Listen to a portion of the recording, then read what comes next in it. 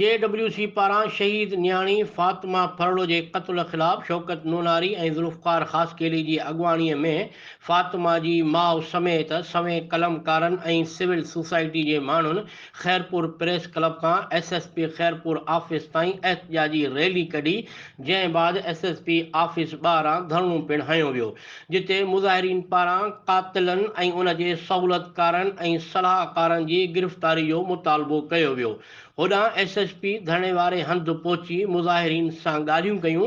ऐं खेनि पक ॾियारी त क़ातिल ऐं सहूलतकार भली केॾा बि ताक़तवर छो न हुजनि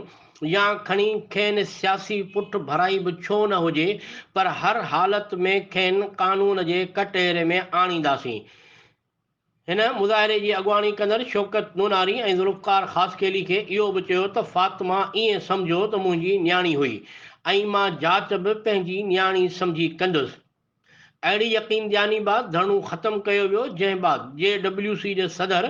ज़ुल्फ़कार ख़ासकेली मीडिया सां ॻाल्हाईंदे चयो त SSP जी यकीन ॾियानी ते धरणो ख़त्म करे रहिया आहियूं, पर जेकॾहिं फातिमा सां इंसाफ़ न थियो त एहतिजाज खे ॿीहर भरपूर नमूने शुरू कंदासीं। काज़ी जावेद सनाई, इबरत न्यूज़ सेक्रेटरी।